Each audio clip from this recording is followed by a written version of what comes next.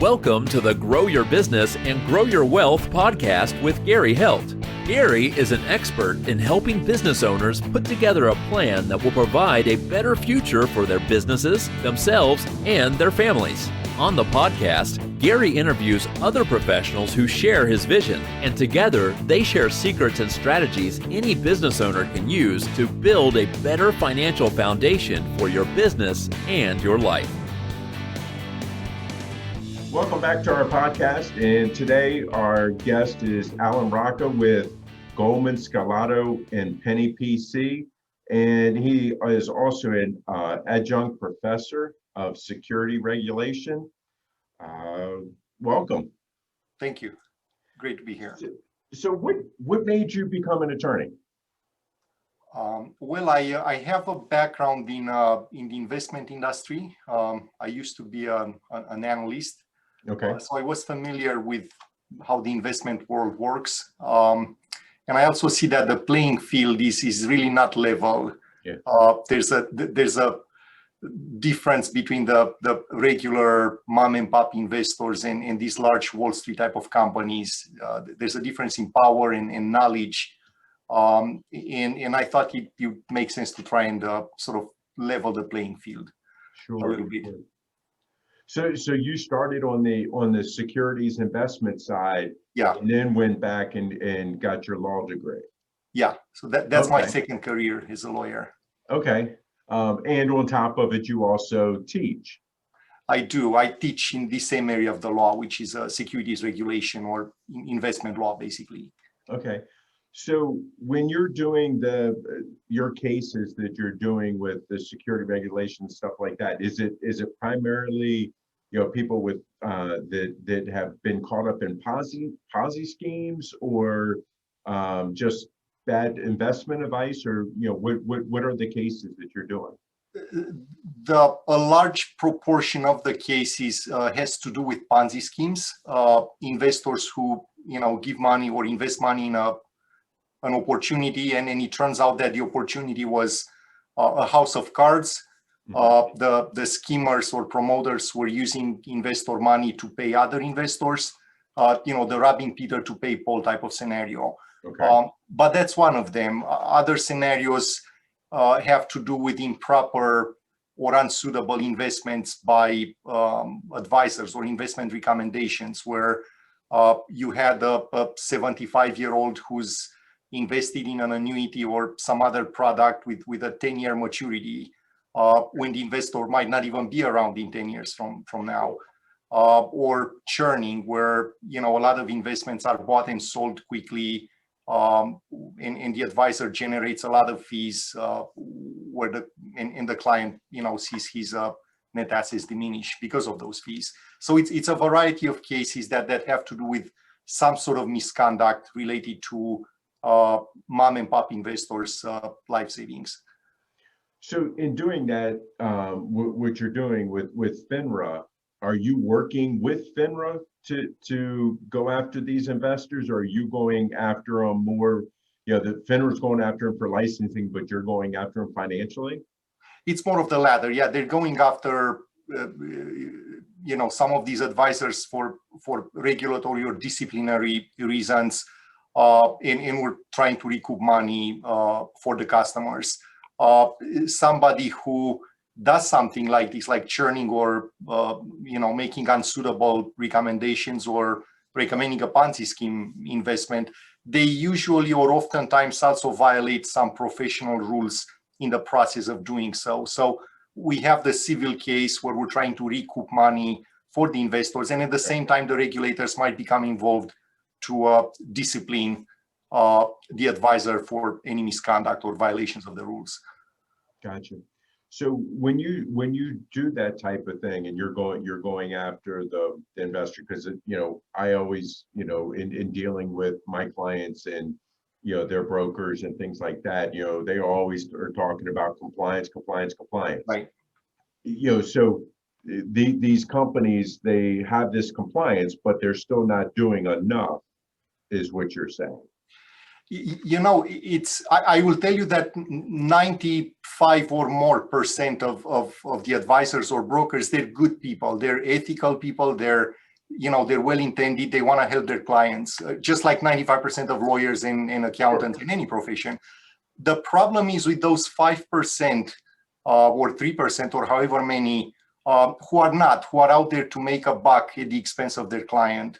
And that small minority, and that's what it is, a small minority, but it's a minority that could cause enormous damage to their customers. They could, wipe out somebody's life savings.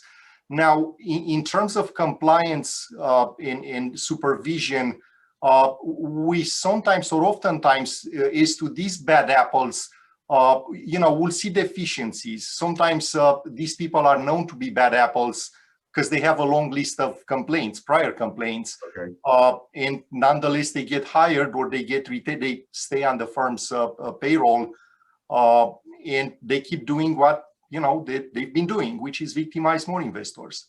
Right. So how is it that it sounds like one of the things that you're saying is that typically this isn't the first time that this person has done this. So they have kind of a track record of doing this. How could I, if I'm getting ready to start using somebody as my broker, how can I check their record to see if there's, any complaints or any of these type of violations? Yeah. There's an easy way, actually. There's a website maintained by the securities industry regulators called Broker Check. And if you Google it, if you Google Finra Broker Check, and that's FINRA Broker Check, that's probably the first link that pops up. You type the name of the person and it shows you. And for people who have complaints or regulatory incidents, there's a big red dot. So you should not see any red dot on that list. Ideally, or maybe one or two. Right. But none more than that. Okay. All right. So that's great advice. So anytime somebody gets ready to go, you start investing money with somebody, they should always check them out. Going back to the Ponzi schemes, what is it that somebody can do? Because obviously there's been a lot of high profile Ponzi schemes where even the highly educated and well-known people have gotten sucked into them. So what are some of the ways that we can protect ourselves from falling victim of a Ponzi scheme? It's due diligence and scrutiny and healthy skepticism. I will tell you that most of my clients are professionals. Most of them are highly accomplished professionals. It's not the sort of the stereotypical little old lady. The little old ladies actually tend to be very careful with their money. It's they keep it at the bank. Yes. It's more often people like us who are professionals. They save money for retirement. In these Ponzi schemes, more often than not, are crimes of confidence. That's why they call them con men. Because they're also perpetrated by people who are like us, or they belong to the same group that we do. They're our neighbors or our, golf club or church parishioners, sometimes relatives, unfortunately. I see a lot of that. Right. It's people we trust. And so with people we trust, we tend to lower our guard. If you get a cold call from a stranger who, offers to take your life savings and invest them, you're likely going to hang up the phone on them. If, another parent at your kid's school approaches you, or again, your neighbor across the street, you're likely to be more open because it's somebody you know or somebody you trust more. Right. And again, these are crimes of confidence, and due diligence is crucial. And when you look at how, we tend to act when we have to spend a lot of money. Say you want to buy a new car, you're not going to walk into the first dealership and the salesman tells you it's X dollars and you say here's a check. Right. We'll make a few phone calls. We'll look online. We'll see what the going rates are. We'll maybe try to negotiate with a couple of people at the same time. We'll look up the car, and that's usually a fraction of our life savings. But that's the type of approach that I'd like to see investors engage in when they entrust somebody with their life savings. Right. The because I know, I mean, again, you could throw a rock and you would hit 5 financial advisors, type thing. So, are the people that are running these Ponzi schemes, are they typically, kind of out on their own type thing, or are they inside of one of the big brokerage houses, or do you see both? I see both, and it really depends to a large extent on the size of the scheme. I tell my students when we go over this topic in class, think of how these schemes grow. If you're a solo, you can raise $1 million, maybe 5 million, maybe even a little more if you're very good at it. But once you reach a certain level, you need an infrastructure to help you. Mhm. You need to have promoters or salesmen, people who help, funnel money to you. Right. You need to open a bank account. You need to have maybe a custodian you work with. You likely be affiliated with a larger organization because you need to start reaching out to strangers. You're going to exhaust your close network. And at that point, those strangers might be less, trusting. And they'll typically want to see, who do you work with? Who are you affiliated with? And so depending on the size of the scheme, for larger schemes, Bernie Madoff type of thing, Right. we typically see people who are, they have a network, they're part of a structure, because with that structure, corporate structure, typically comes credibility, and, people think these are reputable promoters. Right. So part of what you're, going back to, you're talking about looking people up and things like that. You really are saying be skeptical of what's going on. And even though somebody is under a big brokerage house or something like that, they still could do these Ponzi schemes, because so many people just automatically think it's like, oh, well, that's a Merrill Lynch or Morgan Stanley. Oh, I'm protected. But what you're saying is you still need to go and do your due diligence before you do anything else. Always.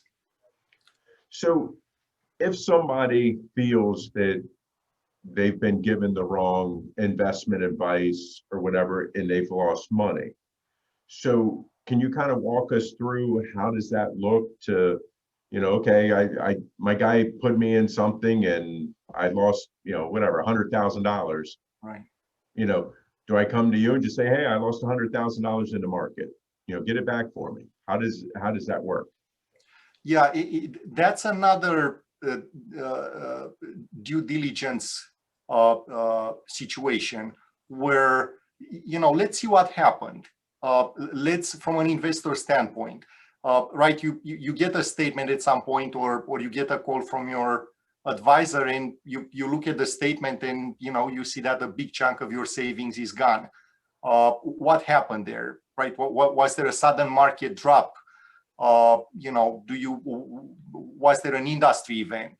And if there wasn't one, again, let's try and figure out what happened. And what I tell people who call me is, at this point, your first job is to educate yourself, Mm-hmm. to try and get information from as many sources as you can, and understand what your options are, understand what happened. Is this a market event, which unfortunately that's life in Right. capitalism? Right. Or is it something that was caused by somebody who didn't do his or her job? Okay. Somebody who, maybe ran a little scheme or wasn't careful when they recommended the investment. Is there a problem with the product? Or is the product okay, but not for somebody who's 65 and about to retire? Sure. And you make a few phone calls, you talk to a few professionals, and slowly you start to understand what happened, or have a better idea. And educated investors, from my standpoint, educated clients, they make good decisions, and they're they tend to do the right thing. Sure. So what are some of the common mistakes that you are seeing that your clients have made that have made them now become your clients? The first and foremost is again the due diligence, and due diligence is a broad and maybe a little fuzzy concept. There's that old saying about if it's too good to be true, Right. it probably is. Right. And to a large extent, this is all common sense. If somebody offers returns that are just outside of what's typical. Sure. There's a saying in science that extraordinary claims demand extraordinary evidence. Right. Well, what's the evidence here? What's the due diligence, right? How are you getting 15% when everybody else is getting 8, or maybe less than 8, or maybe a little more than 8? Again, the higher the returns, the higher the skepticism should be. And I'm sure there's another Warren Buffett out there and another George Soros, or who's in their 20s or 30s, and they have a long career ahead of them, and they're going to do very well. That's probably 1% or less. I mean, there's only one Warren Buffett. Right. What are the odds of you coming across that person versus coming across somebody who claims to be Warren Buffett, but is not? And that's the due diligence part. That's the skepticism that should accompany these promises of high returns. Then if you see some red flags, evasive answers, well, I can't tell you that, that's confidential, Right. or answers that, you ask a pointed questions and you get a long winded answer that doesn't really answer it. Those are red flags when there's pressure to do something quickly. Yeah. For those of us who worked in sales at some point in their lives, there's that saying that there's never such a thing as a last day in sales, right? Right. So when you hear that, that's the last opportunity. That's that's the pressure. Do something now because the price will go up, or this thing will no longer be available. That's sales pressure. Or this is only available to a select set of people. Well, I always like to be special. Right. Right. But is this a sales tactic, or am I really special? Why are you offering this to me, and what's so special about it? Right. And so these red flags, again, especially when we're dealing with somebody's life savings, people work for years to put together a nest egg, and healthy skepticism should be the norm before investing. Right. So, I always preach team, and Right. Book I wrote, the right team, the right plan, and throughout the whole thing, I constantly talk about making sure that you do the work ahead of time. If you're going to set up a business, make sure you go to an attorney to have them draw up all the proper paperwork and things like that. If A CPA. correct. If you're having your taxes done, go to somebody who is licensed to prepare taxes. Right. Don't go to the next door neighbor who says he knows how to do it. I constantly run into people that say, oh yeah, well, my friend owns a company and he's doing this. And it's like, well, is he really doing that, or is that what he thinks he's doing? Right.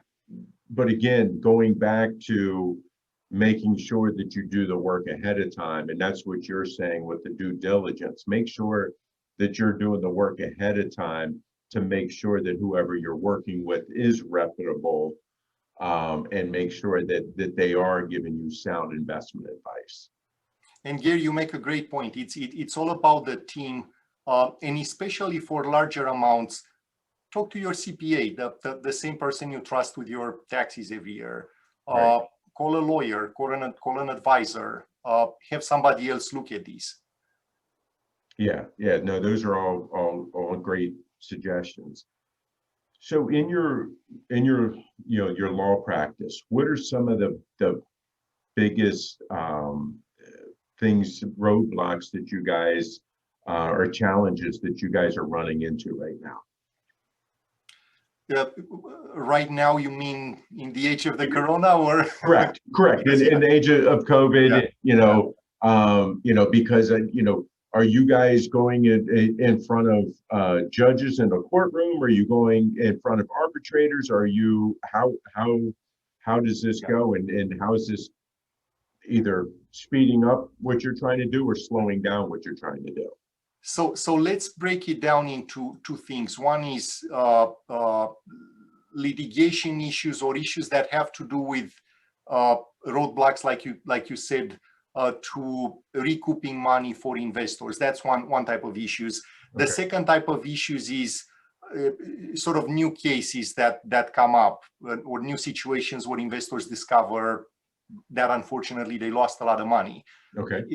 As to the roadblocks in our efforts to our efforts to recoup money for investors, it's been a challenge, more than one, this past year. On one hand, we've seen courthouses all over the country either completely shut down to cases like ours, where there were automatic 30-day extensions, months in a row. Right. Where nothing happened, and we all know why. But nonetheless, for somebody who's retired and waiting to get their money back because they're counting on it, that's a problem. And then there's the issue of the Zoom hearings, where the jury's out there, no pun intended, Right. on whether or not these Zoom hearings are gonna work. I mean, they work for a situation like this, like something like we're talking right now. Sure. Or if you talk to a judge, will they work for a trial where, is the jury or the arbitrators, are they going to look at your client as just a face on a screen, or are they going to see a person who's somebody like them who worked hard their whole life and lost their life savings, right? We don't yet know that, but again, there's some skepticism there. In terms of cases that have come up this past year, there's that old Warren Buffett saying that when the tide goes low, you discover who's swimming naked. Right. And so a lot of these problems happened before the corona, or the seeds of the problems were planted before the corona. But the corona is the low tide that exposed them. Right. Think of REITs, for instance. Right. So one thing we've seen is the retail situation is close to a disaster. Right. We've seen so many large chains going bankrupt, many smaller ones struggling, restaurants closing. And so REITs that invested in commercial real estate, these are the landlords who are not getting the rent. Right. A lot of them were struggling before the corona, or they had made promises, or some of them made promises that were hard to keep even in a good economy, which is not what we've had last year. Right. And so that's the type of low tide that exposes the problem.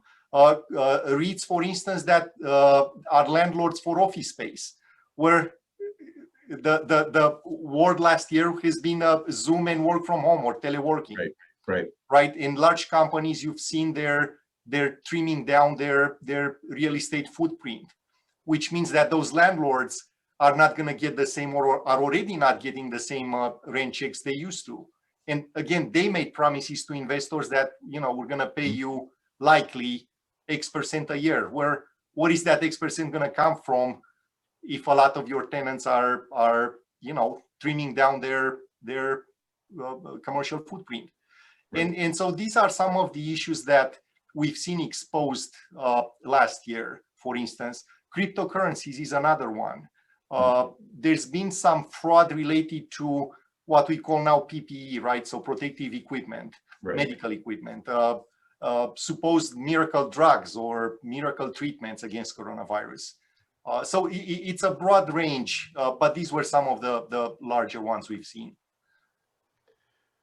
So I guess, not that we want to find an ideal client for you, because we don't want this to happen, but who is an ideal client for you?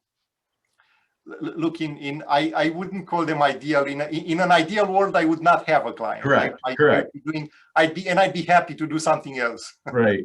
But the typical client is somebody who's on the eve of retirement, or retired, or getting close to retirement, and they invest in a bad product, or they have the misfortune of meeting an advisor who's more interested in generating fees for him or herself than doing right by the client. Right. So it's not always just somebody comes to you because of a Ponzi scheme. It could be because of just somebody not, the financial advisor looking out for their well-being and not the client's well-being. Yeah, it's a mix. Yeah. Gotcha. So if our listeners are hearing this and they're like, hey, I got to talk to this guy because I've had this happen to me. How do they get the process started with you?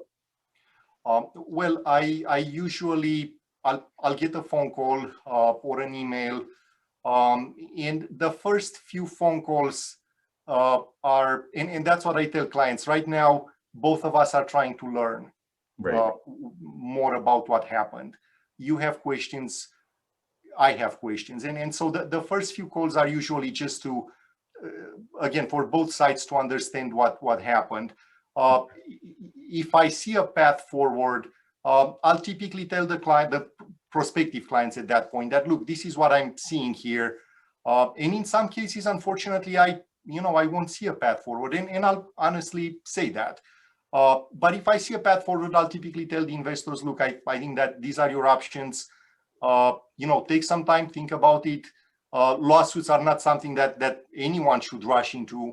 A lawsuit is a serious thing. And so let's talk some more. Let's see what the consequences or ramifications are. And if you're ready to start a case, we can go ahead and start a case. I oftentimes tell them, if you'd like to go to another lawyer with my idea, I might be upset for a few minutes, but I'll get over it. Right. But these I think are your options. So that's how a typical conversation goes. Okay. So do they reach out to you through your website? Can you give them your website, your phone number? Yeah. What can we do here? I appreciate your asking. Sure. The phone number, well, my direct number is 216-570-0097. And I answer that. It actually rolls into my cell phone. Okay. And the website is investorlawyers.org. So the extension is ORG, investorlawyers.org. Okay. So is there anything that I haven't asked you at this point that you would like to share with our listeners? Well, you've been very thorough. Again, I think if the listeners are left with a couple of words only, those are due diligence. Good. I really appreciate your time today, and look forward to talking to you again in the future. We will. Thank you. Our guest today has been Alan Rosca with Goldman, Scalado, and Penny PC. Thank you again for your time. Thank you. This show has been produced by Market Domination, LLC. To discover how you can have your own show completely done for you and turn it into a real published book and become the authority in your marketplace, go to www.marketdominationllc.com/podcast offer.